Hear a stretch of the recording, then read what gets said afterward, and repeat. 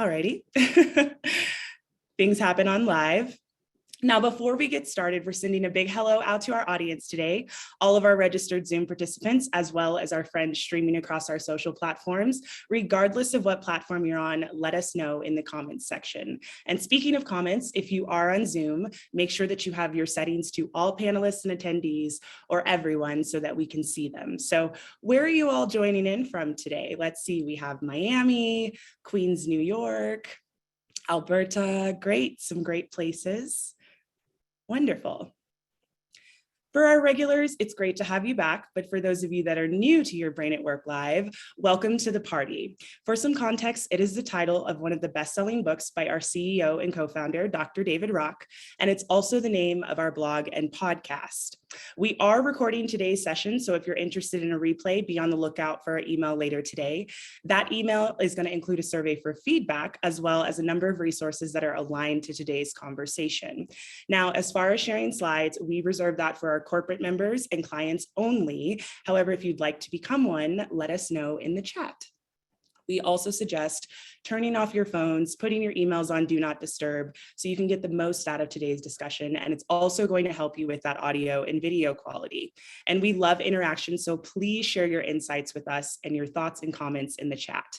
Now, as we get ready to start, grab some coffee, grab some water, and settle in as we dive deeper on the topic of measurement. So we have a full house today, so let's introduce our speakers.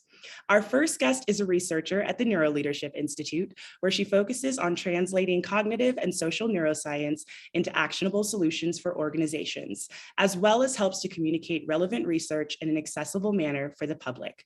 Previously, she served as a professor at Dominican College and New York University, and as a researcher at the Nathan Klein Institute.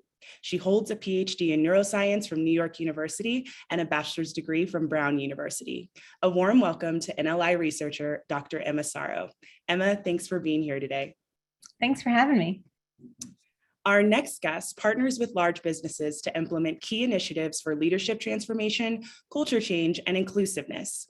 Over the past 10 years, he has led teams that identify and overcome challenges to promote innovation at scale.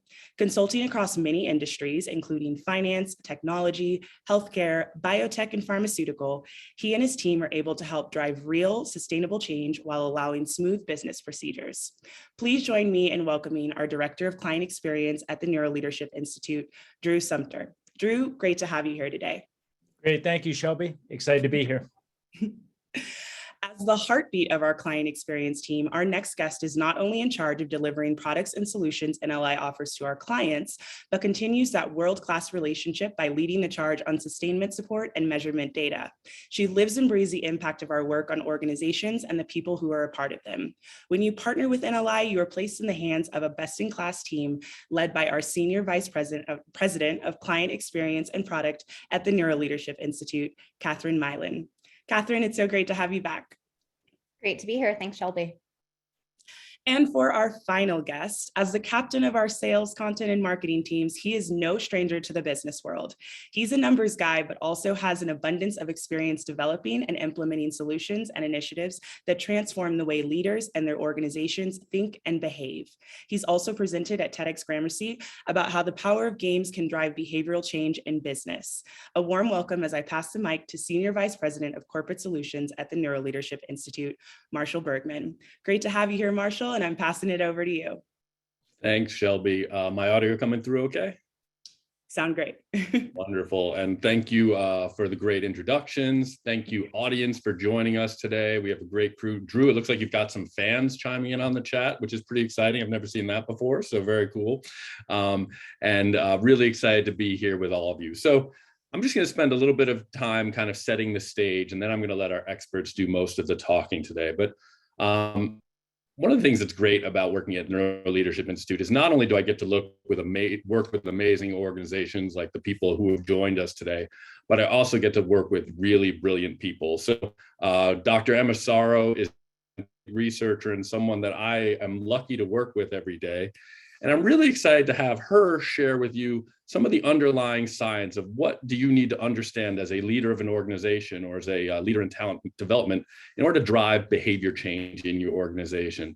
And so she's going to really provide that kind of science lens to why we do the things that we do. And you'll be able to pick up some great insights that you can apply immediately back in your day-to-day work.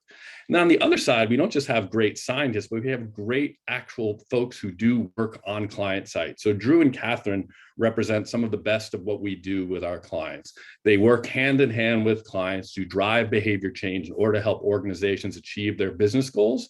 And that is not easy work. And so I'm really excited for them to build on the science that Emma will be sharing with you and talk to you not only about the results that we're able to get when we work with clients, but also share with you some best practices that we found that will really help you in your organizations.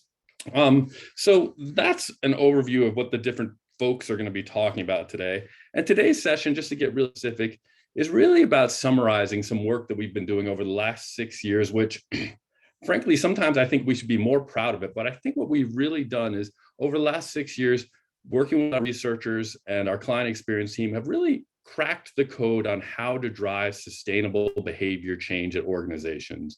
As someone who spent 20 years in the human capital space, developed countless training programs with clients and in different organizations, actually being able to behavior change and measure behavior change over time is kind of that holy grail of what learning and development organizations are looking for. So today is going to be all about the underlying science that drives that, the best practices that can help you drive behavior change, and we're going to share some amazing results that we've been able to achieve. So we're really proud of the work that we've done today, and we're really excited to share it with you.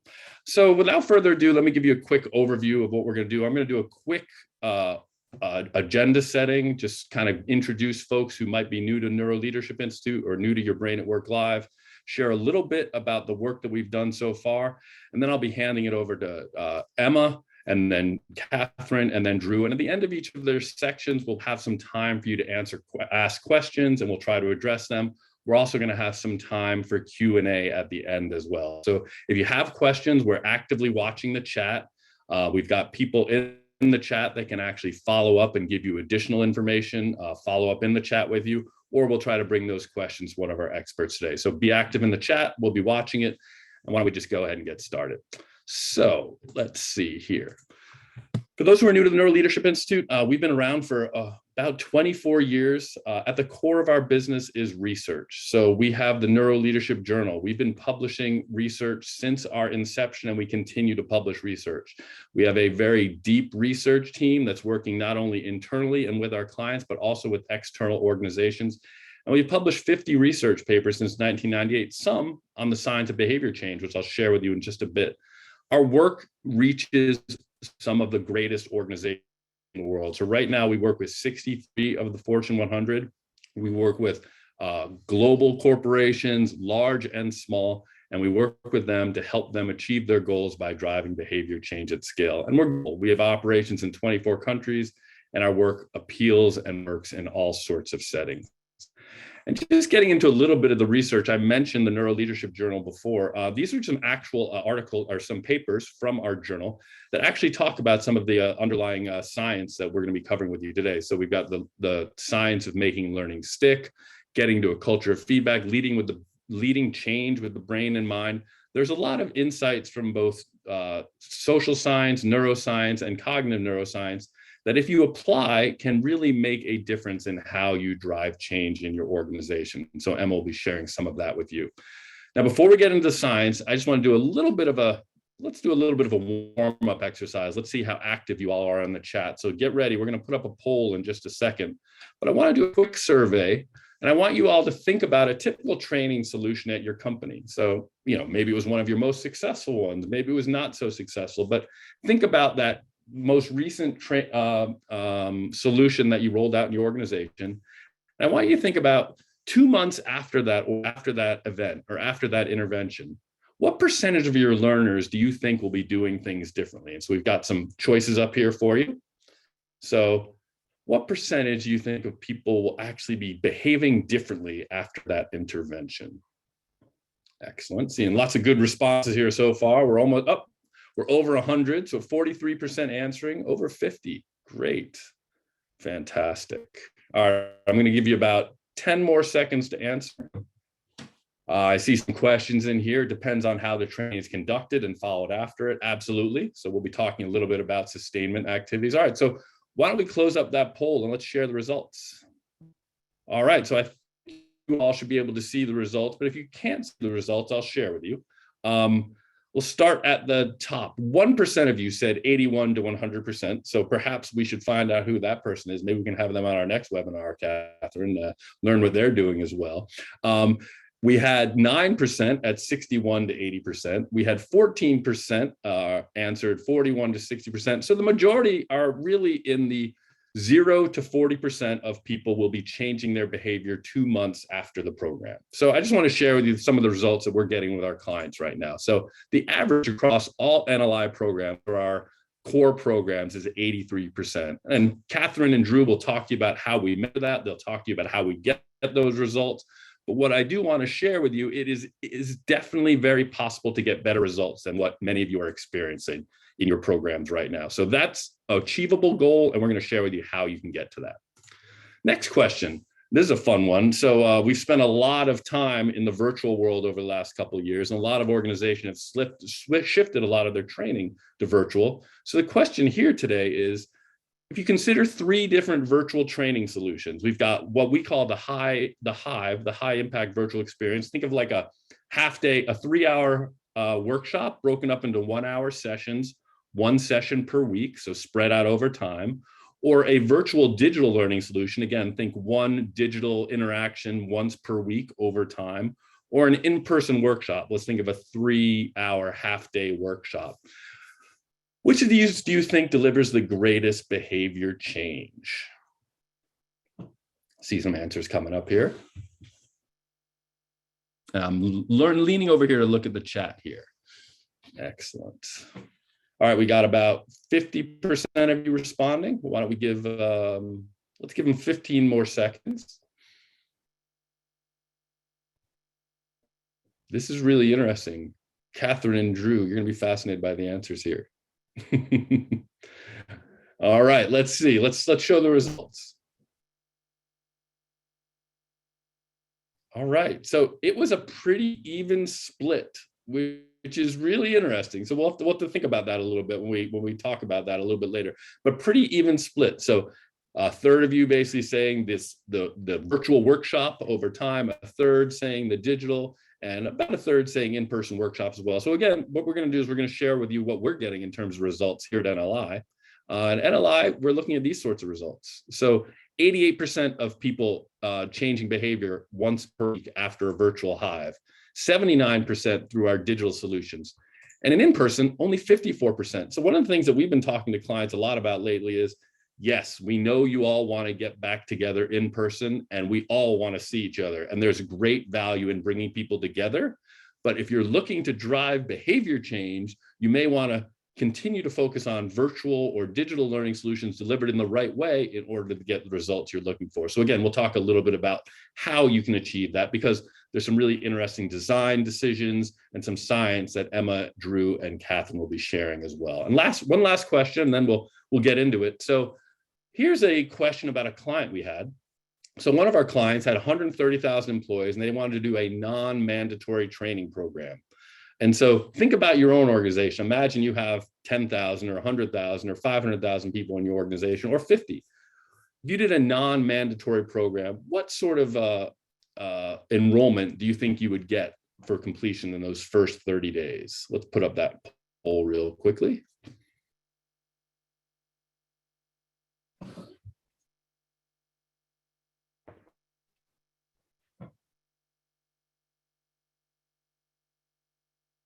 All right, looks like some good answers coming in. Why don't we go ahead and close the poll in 5, 4, 3, 2, 1. All right, so actually really interesting. Typically what we see from a lot of our clients as well. So roughly around people expecting around 23, 25%, maybe half or up to 50%. So not huge numbers here. Again, we'll talk to you a little bit about how we can achieve this, but for this particular client, didn't show the results there. For this particular client, we actually got 96% enrollment.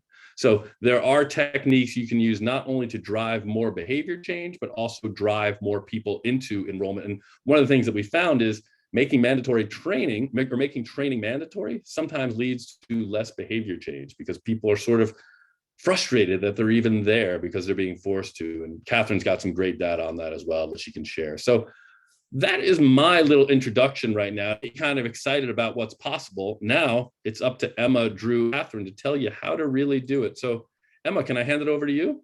Yep, absolutely. Thank you, Marshall, for that introduction. So yeah, I think I'm going to kind of start by taking a little bit of a step back in terms of how we think about designing programs to be measurable and to be successful at the same time.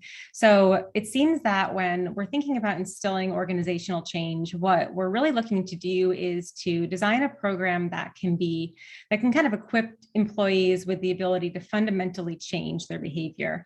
And what we've found is that the best way to ensure success of any change initiative is to build behaviors that are reliable, that are sustainable, and easy to recall, especially under pressure, in all different kinds of pressures. And so in other words, what we're really designing programs to do is to build a strong set of habits.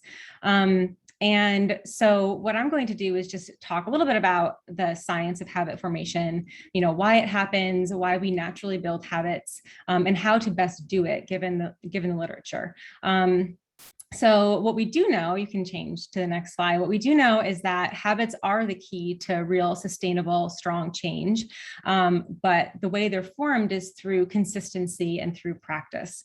So what I'm going to start with is really kind of the science, the neuroscience of habits in relation to the rest of our behaviors. So if you think about all of the behaviors that you engage in every day, you're constantly making decisions on what to do, how to respond, what to respond to, how you react to the environment, and how it links up with the rest of your motivational drivers. However, over time, some behaviors become habitual when they're frequently and consistently performed in a similar context and along similar goals. And this naturally happens over time, but what you end up with is a set of behaviors that are automatic, they're less effortful, seamless, and somewhat mastered acts of what you can do. So if we were to kind of dive into the brain science of this in terms of like how behaviors are executed, we're going to start by talking a little bit about the prefrontal cortex, and you can kind of see that there in that little brain image. And if you're a follower of NLI, you know that we talk about the prefrontal cortex a lot because it's incredibly important for everything that we need to do at work. So it's important in all of our executive function activities, especially in terms of planning and executing novel behaviors. And if you know us, we also talk a lot about respecting its cognitive capacity because it isn't an unlimited resource. And so while this area does set us apart from all other animals in that we can do all of these complex behaviors, in light of this limited capacity in terms of attention and working memory and all of this, the prefrontal cortex has also built up the ability to learn how to automate certain behaviors to the point where they're no longer taking up this like precious working space. So what actually happens as particular behaviors are repeated and rewarded along like similar expectations and consistent environments and along similar goals is that the systems that actually perform these behaviors shift in a way that kind of takes the weight off of the prefrontal cortex and places the behavior, like even like the networks that perform the behavior in a place that's much more efficient, that's closer to your motor output. So you can respond faster, you can respond in an energy efficient way, and you can do it in a way that frees up all of this mental capacity from your prefrontal cortex. So essentially what your prefrontal cortex is doing is it's kind of offloading all of this effortful mental activity from the cortex to be in an area that is much more efficient and can be performed without kind of hijacking an area that you might need. So if you were to ask, why are we designing programs to build habits? It's because habits are formed, they're able to be energy savvy, fast and efficient, and they can be sustainable over multiple environments and different pressures. So in terms of, how habits are formed, we've all tried to build different kinds of habits. I'm sure we've all tried to build healthy habits, healthy eating habits, maybe drinking more water, whatever. They're not the easiest thing to form. It does take a certain amount of attention and repetition, especially on the individual level. And this is because new behaviors do take a while to kind of emerge, because you are kind of rewriting all of the neural code that was, prior reinforced to other habits. So other habits that you're kind of overriding, habits that you want to kind of override with new, better habits. So it can take attention, and it can take repetition. And we know that with enough attention and repetition and actually consistency, these are the most important factors for developing strong habits. But given all of this and given this research, we've developed a set of strategies to best facilitate strong habits in the way that really works with how our brains work. And so this is on the individual level. We know that we can form new strong habits this way. But if you wanted to develop habits at scale, in addition to these kinds of strategies, there are other kinds of strategies that we kind of put in place into our programs to kind of build the best strategies on a larger scale. So what we do know is that if you were to enable, strong insight in the environment of, building these habits, you're going to get like the best motivation for driving new behavior. So we know, and we talked about strong insights in the past, and we know that in situations where insights happen, especially if they're strong, you're going to be more engaged, you're going to have a better emotional experience, and you're also going to tap into your motivational drivers. So that will kind of continue to push an individual to keep performing this behavior. We also know that we as humans are highly attuned to our social situation. So we are very sensitive to social norms, and we are very sensitive to behaviors that we want to kind of link up with our own social identity. So for instance, there's plenty of research showing that if individuals see a group of individuals doing an activity, they're more likely to do that activity. So hey, these individuals are, hanging up their towel in the hotel room, you're more likely to do that. And so that's something that we use to our advantage in social learning solutions, and that will kind of engage more people to perform that behavior. And finally, given that we know how habits form in the brain, we also know that focusing on one habit at a time is the best way to instill strongest habits. So this is the way that we design our programs to build habits that are built in the presence of insight in social situations, and one at a time to build the strongest habits.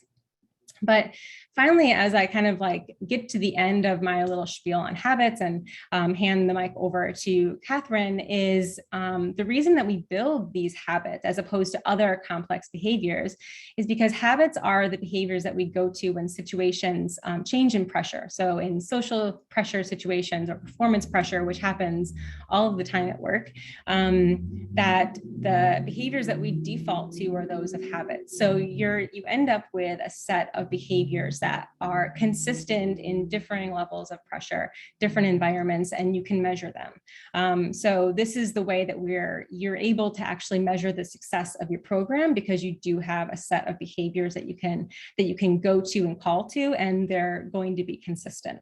But then, of course, the next step is, what assays do we use to measure? And I think that's where I'm going to throw the mic over to Katherine.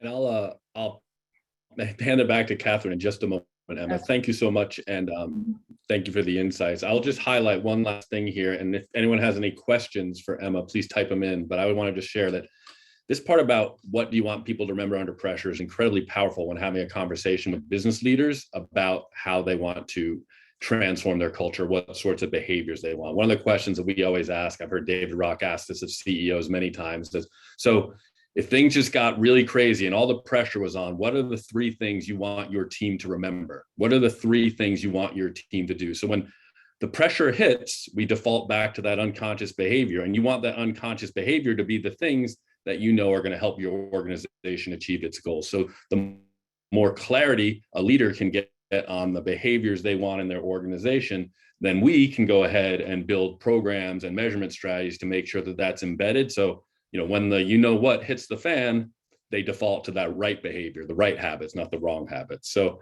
let me see if there's any questions for us here. Emma, you feel free to ignore this question because I don't know if it's an incredibly long, complex answer, but someone said, what's the difference between a habit and an arc reflex? And I have no idea what an arc reflex is, but is that a...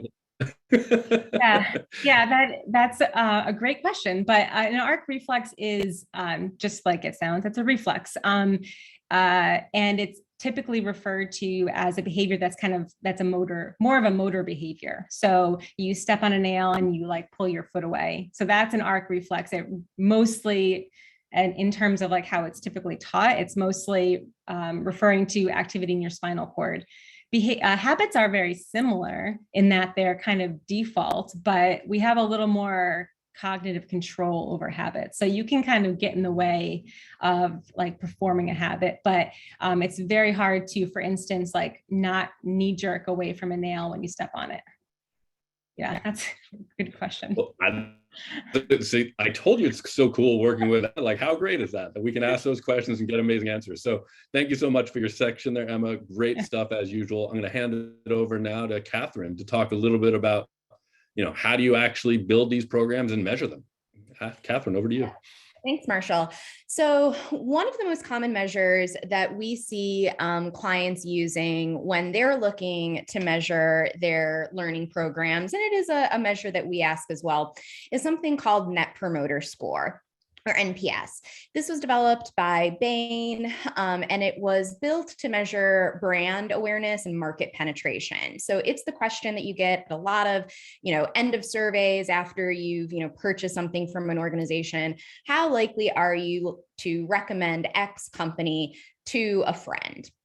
NPS, the calculation of the score, then you take the percentage of promoters. So those are the folks who say 9 or 10, 100%, I'd recommend. Anytime someone wants to buy a TV, I'm sending them to your, store. And you subtract the detractors. So anyone who said, there's no way I'm recommending, all the way up through, maybe, 50-50 kind of toss up. And you leave the passives, the people who answered that a 7 or 8, out of the calculation. And that gets you the NPS score. So NPS scores then end up looking something like what we've got here on the next slide. These are the, if we can click forward, you'll see some NPS results for our programs. So as I said, we do ask an NPS question because we do like to know, how are people enjoying the program? If they're going to recommend it, it means that they like it, right? So these are broken down by modality, by format of our behavior change program. So the Hive, the DLS, virtual workshop, and in-person workshop. So you see that people tend to say, yes, I like the Hive the best. That's my favorite format, right? The problem with NPS and with only using NPS is that it wasn't built to measure the effectiveness of training or of behavior change programs, right? At the end of the day, the reason that we spend money on training programs, that we put resources to it, that we spin up whole talent and learning teams is because we want people to do something differently, right? And we tend to think that if a learner walks away from an experience saying, that was great, I loved it, I had a fabulous time, I would definitely recommend it to someone, that means the experience was successful. And that's what we call the conventional wisdom. But we're NLI, and we're not about conventional wisdom, we're about research, we're about the science. So what we've found in terms of the research is that positive behavior change is a successful learning experience. Again, as I said, positive behavior change. So getting people to leave the program and do something differently is the most effective way to measure your return on investment. Are you getting what you want out of the program, right? You wouldn't send people through this program if you didn't want them to behave in a new or a different way. Okay, so how do you assess then positive behavior change if it's not NPS, if we can't just rely on what people say they like?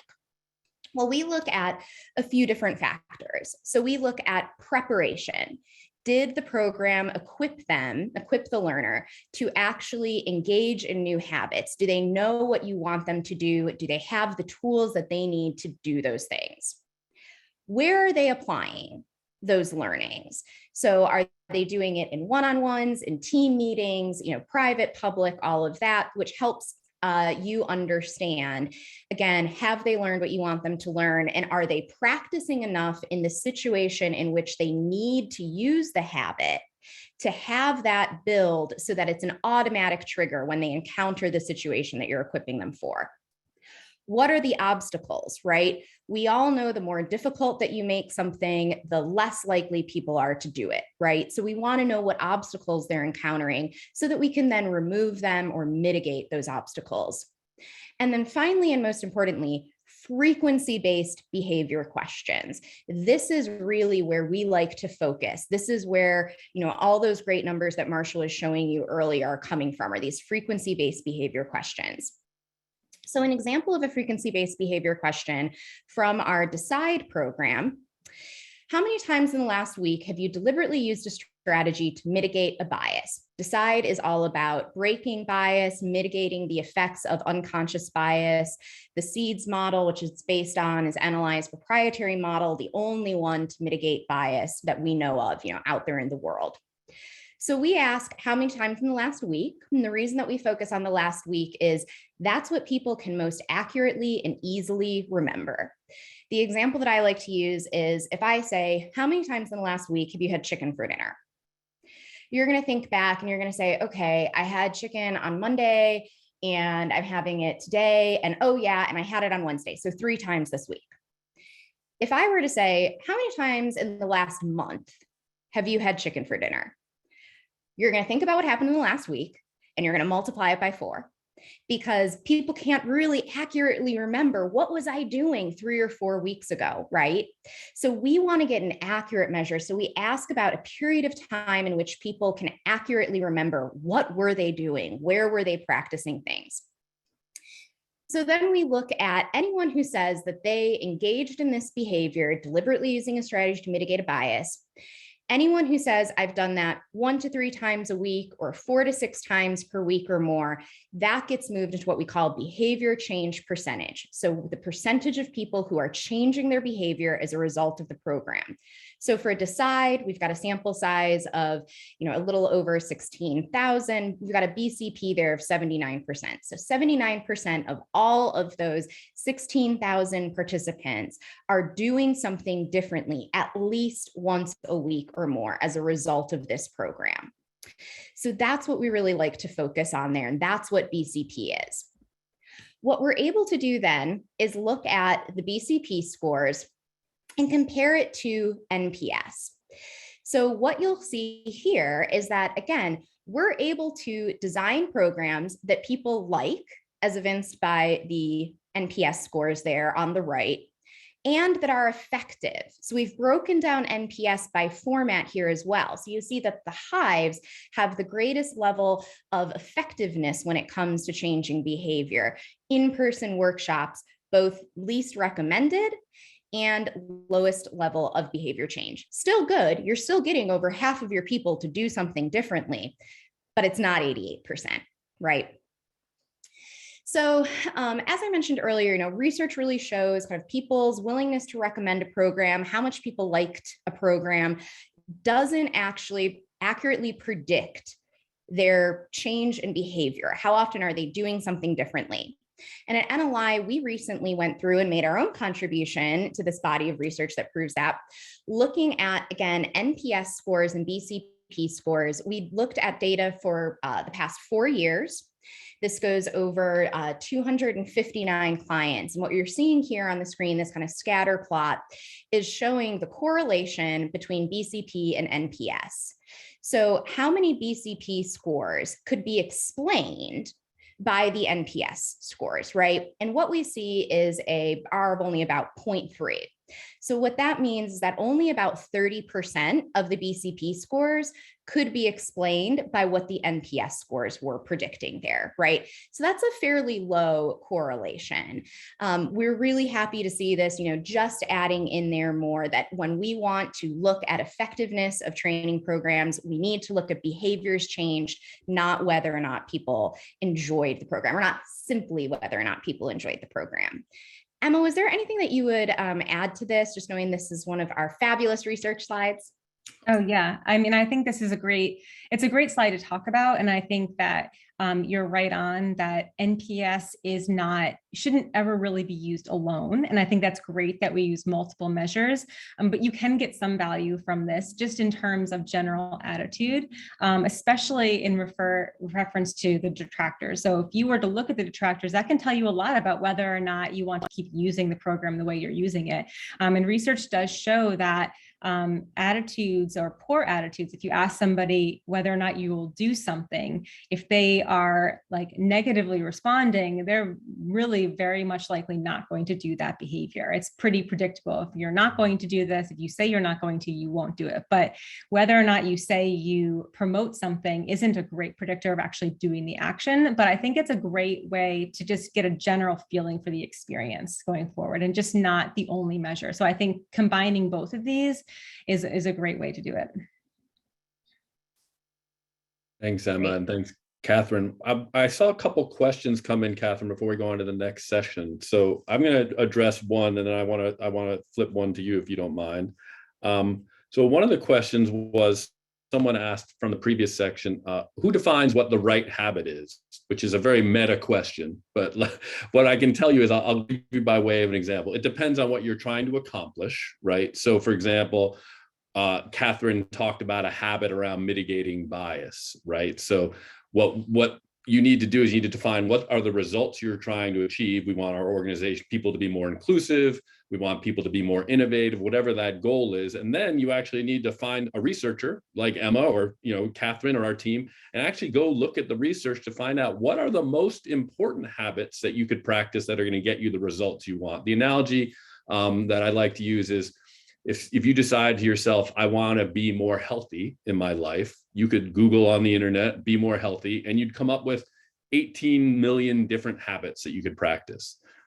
Any one of those might be good. Some of them might be less good. What you need to find out is what the most impactful habits are for the largest group of people.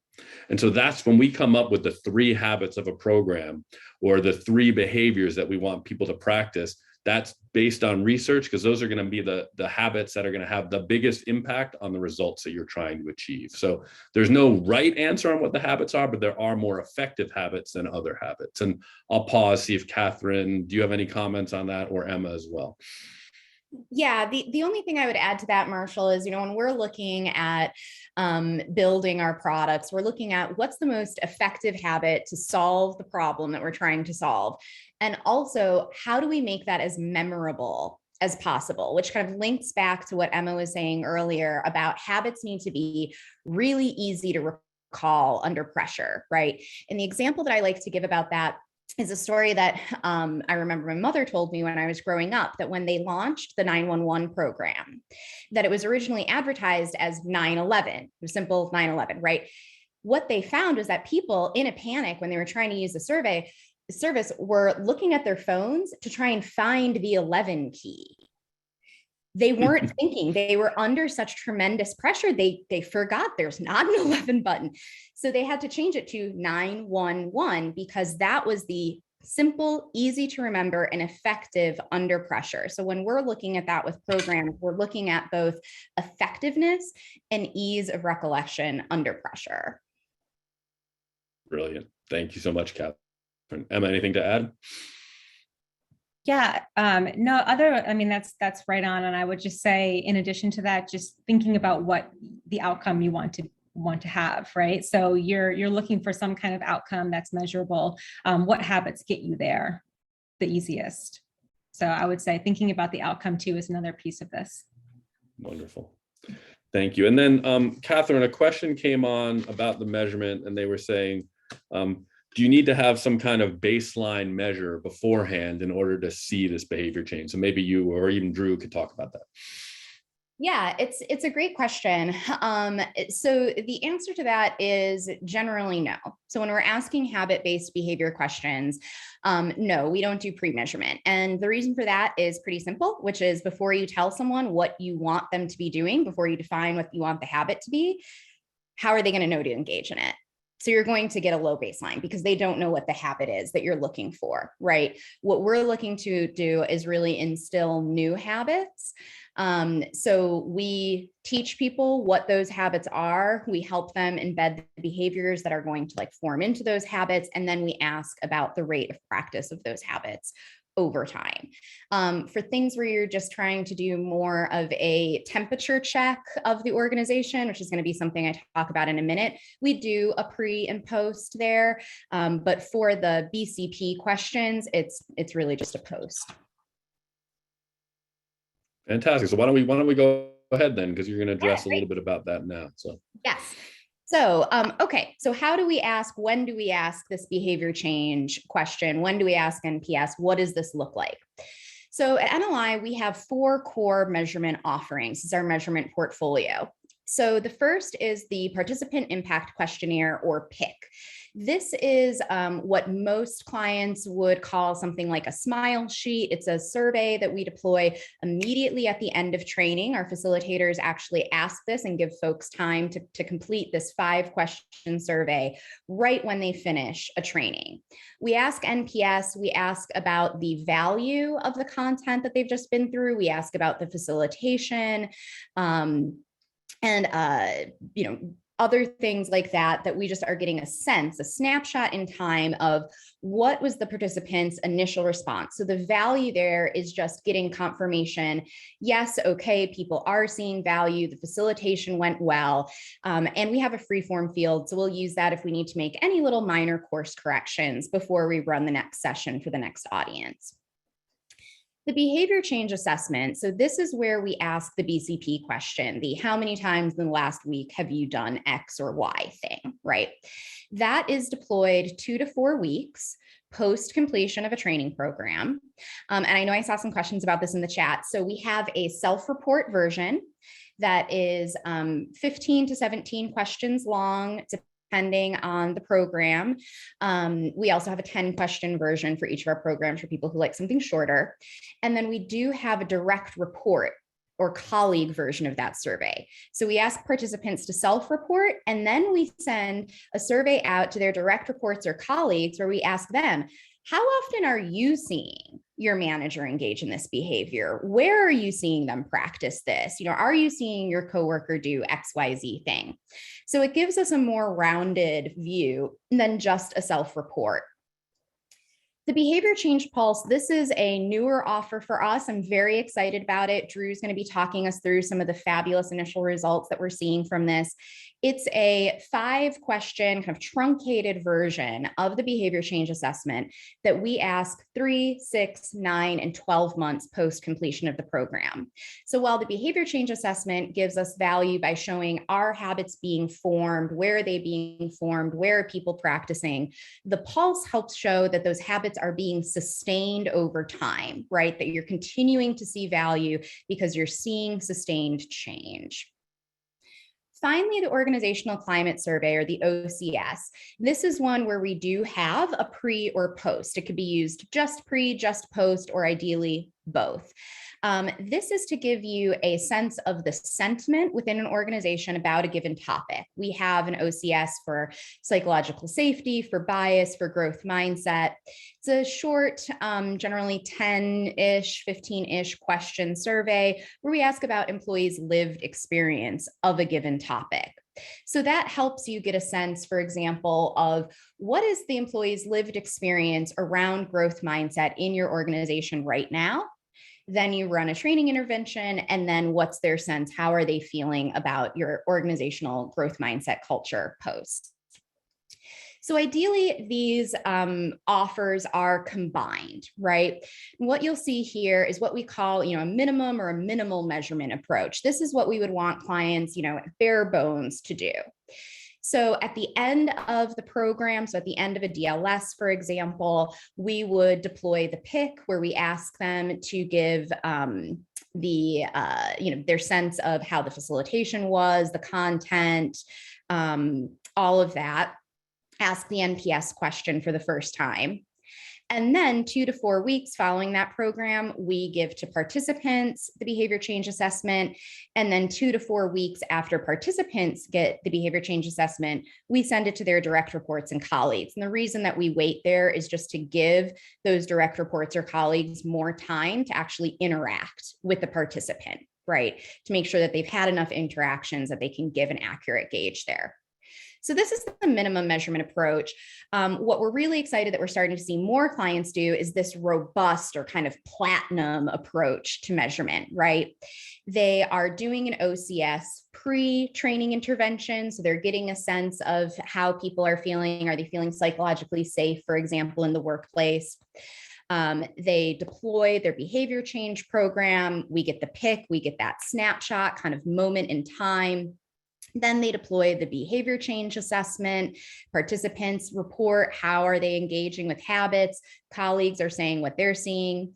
Then we do the pulse 3, 6, 9, 12 months out. Are those habits being sustained? What are we seeing? And then we do the post OCS. Okay, it's been a year. You've run this training program. You've got people engaging in new habits. What are you seeing now in your organization? What are employees reporting now? So this is kind of, overall how we like to talk to our clients about measurement is working through kind of those 4 different types of offers, talking to them about what are they really looking to measure, engage, and then put together, an offer specific for them that's going to give them the results that they need to get an accurate view of what's actually happening within your organization around a given behavior change program. Thanks, Marshall. Wonderful. So we're going to go over to Drew in just a moment. I'm trying to keep track of questions. I do want to say there are a couple really good questions around neurodivergence, neurodiverse, different brains. How do we measure?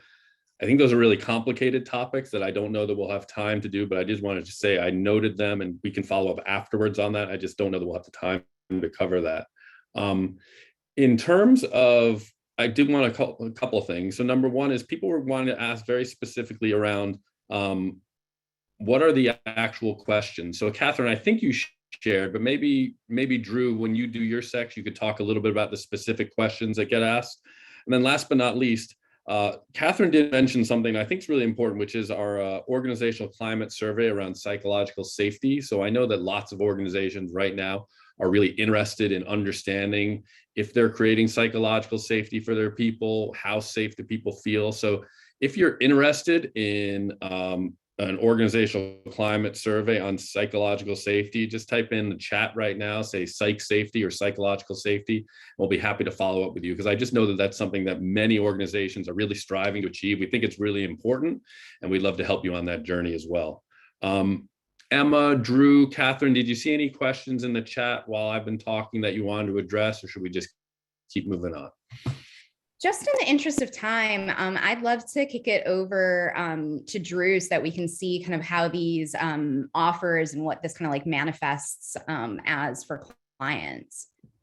Yeah, that's great. Thank you, Katherine, and to everyone here contributing in the chat. This is great conversation. Really, this portion is used to pull together where the rubber meets the road, so to speak, based on what Emma brought to in terms of habits, based on our approach outlined by Marshall and Katherine. We want to tell some client stories. So Capital One, we've been in partnership since 2016. A lot of you might know them. If you've watched the TV in the last 5 years, you know what's in your wallet, right? So large financial services firm, 50,000 employees. And we've been partnering with them since 2016 in terms of their diversity, inclusion, and belonging initiative. And how they've done this to create a culture of belonging is through this framework you're seeing right here: create, attract, and ensure. Creating that culture of belonging, developing the talent through diverse means, and then, of course, creating the systems and ensuring fairness and equity throughout. And what we've done is we've paired each one of these with our program offerings. Include, which is about optimizing inclusion through use of the NLI SCARF model, Decide, Katherine mentioned this, it's the SEEDS model to label, mitigate, and engage the teams to really normalize the conversation bias, and then differentiate, which essentially blends SCARF as well as SEEDS with a focus on performance and fair performance evaluations.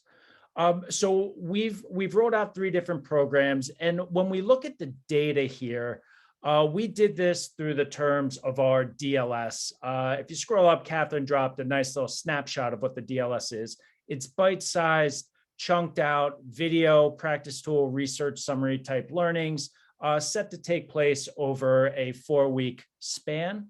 And we leveraged the participant impact questionnaire for this example, being that the participants went through the program. They come out of a 60-minute capstone session that basically consolidates what they've learned as well as how they've been applying.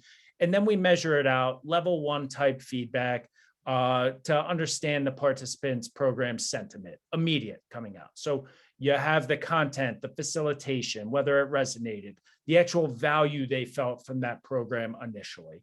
And what we see here is it's really hit home within the 4.6, 4.8 range for content, facilitation, value.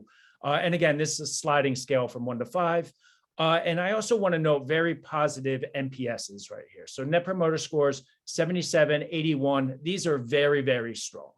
But as Katherine mentioned, as well as Emma alluded to, we don't always hang our hat on the Net Promoter Score, right? So our goal is to look at long-term behavior change. So through the behavior change assessment, which took place 2 to 4 weeks upon that capstone session, we're still seeing that 67% of the reports used the strategy to mitigate bias. 97% applied positive SCARF signals to be more inclusive. This was through Include. And 97% feel more effective as a result of the Decide and Include program. So that's very, very strong data. And we're very happy that we've had a partnership and we set this up for success and we really drove it forward. And you can really see here how both the pick is used from the direct outset all the way to the behavior change assessment. So that's Capital One. I would like to take us forward to an oil and gas industry client, energy conglomerate, so to speak, about 40,000 global workforce. And as we look here, we could start out with the client's measures of success. They had some very clear objectives on what they wanted our GROW program, which is around growth mindset, to achieve from an enterprise standpoint. They wanted the culture to shift to exhibit more of a growth mindset. They wanted participants to leverage a growth mindset in the face of change, which is resiliency. And they wanted people to feel motivated to actually employ growth mindset, right? So maybe there's a psychological safety element here. So we worked with them, we fine crafted this. We do this with all of our clients, right? We want to understand what goals they want to meet so then we can use the behavior change data to really paint a really strong narrative, a strong story around where we're actually seeing positive change in terms of organizational push, right? And what we did in their case was we actually used the organizational climate survey. And this is the pre and post type surveying. So that's creating the baseline similar to one of the questions here. This is a series of 5 simple questions. And what we have here are, these are the results around the agree, right? So we ask, or we put forth a specific statement. In this case, we're seeing that respondents agreed with the fact that my manager is opening to meeting with me to discuss my progress and performance. So pre-program, 84% are agreeing that their manager is open to meeting with them. However, post-program, we're seeing that 95% are now reporting that their manager is more open to meeting with them to discuss progress and performance. And we're seeing the same boost. So there's a delta of maybe about 9 to 10% in each of these specific areas that my manager is now more regularly pursuing me to, or allowing me to pursue innovation or professional development or develop my skill sets, right? So that's a very strong indicator of positive behavior change. Conversely, and when we see here on the slide, we also looked at what a lot of the respondents were disagreeing with, right? So Pre-program, 11% disagreed that their manager was open to meeting with them to discuss progress and performance.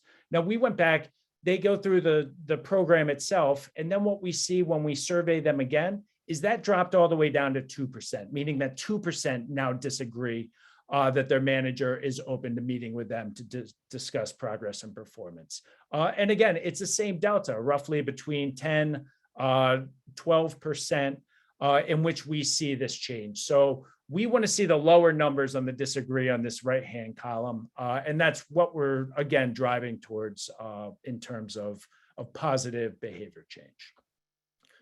And if I could go ahead and take us forward to the last. Drew, I was just going to say, if you had one slide left that you really want to share, what would be the home run before we let people start to wrap up?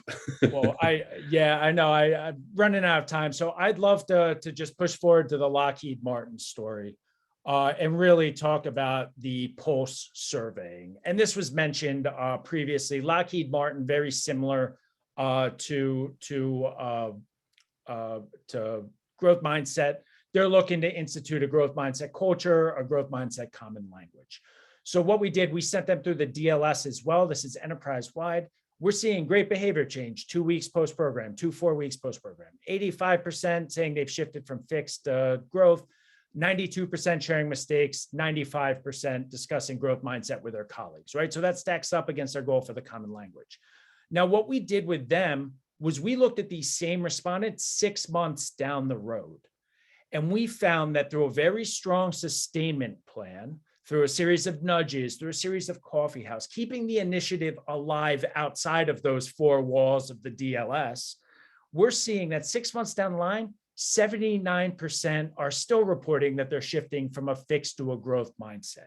86% continue to discuss growth mindset with others, and 91% share mistakes and learnings with their colleagues. So I think that's very positive that, hey, it's great to fill out the behavior change assessment 2 to 4 weeks out. But when we look down the line and when you pair it with a very strong sustainment plan, we can see sustained organizational change over time. And the other thing that I just want to chime in there, because I know there were some questions in the chat about response rates and survey fatigue, and those are very hot topics as always in measurement. We actually had a higher N size. So we had more responses to the 6-month pulse for Lockheed Martin than we had to the initial behavior change assessment. So we were able to get more people to actually complete the survey 6 months out, which is fabulous. And really, I mean, stellar results. You couldn't ask for better results from this, 6 months after wrapping a program. And Katherine or Drew, do you mind? There was another question too around sustainment tools. So after the event, is it essential to have sustainment, or is it just an add-on? How does that help, or is it really important? Yeah, sustainment is critical. At the end of the day, if you want to see lasting organizational change, you want to spend the time. You spend so much time up front implementing and getting the whiff in from your stakeholders and announcing and communicating, right? A lot of times we see the momentum dies out post-survey, right? So that's why the sustainment plan is super critical. We partner with clients to really build that out, what that looks like, how long, as we continue to drive towards the measurement success. Wonderful. All right. Well, thank you, everyone. And thank you all for sticking a little bit longer. I'm going to share with a couple, say goodbye to our panelists. So thank you, Katherine, Drew, and Emma. And please stay online for just a moment, folks, because we'd like your feedback on a couple of things. We also want to make a couple announcements as well. So just real quick, if you're interested in any of these programs, I've actually got those behavior change data numbers for each of our programs. Please tell us if you'd like to speak with one of our representatives here around how you could bring some of these behavior change programs to your organization. We'd love to just have a chat, just tell you more about BCP, more about these programs, et cetera. So we should have a poll up there right now. So please, if you're interested in having a further conversation, go ahead and respond to that. It looks like it just, it's back up now. It ended very quickly. We had one person respond. So go ahead, please respond there. Other things I do want to share with you. Someone actually said, are we going to be down at ATD in Orlando next month? Yes, we will have a booth there. So we'll be there as well. Look forward to meeting with you and having further discussions and letting you get a chance to actually see some of our tools, some of our programs, some of our measurement tools, et cetera. We'd love to have that conversation. Also, we have a special group called NLI Insiders, and we have an insider exchange, which is basically a chance for us to hear from you all. What problems are you trying to solve in your organizations that you can't find satisfactory solutions for, so that we can go out and put folks like Emma, Katherine, and Drew on the task of building new solutions for you. So if you're interested in becoming an insider, just go ahead and type in the chat insider and we will grab you there. Also, we are definitely, NLI is a fantastic place to work. If you want a chance to be a lucky guy like me and work with really smart people every day and learn new things, please view our careers website at neuroleadership.com. We would love to have you send in an application, and we're actively hiring in all sorts of different roles. And last but not least, we do turn all these Friday events into a podcast. There are over 60 episodes online that you can go back. So if you'd like today, you may find even more interesting podcasts from the past that would be interesting to you as well. Go ahead and subscribe. It is one of the top 10 business podcasts on Apple's podcast app. So please join us there and become part of the NLI community. And that really wraps things up for me. So thank you all for coming. Thank you to my panelists. Thank you for all the great chat and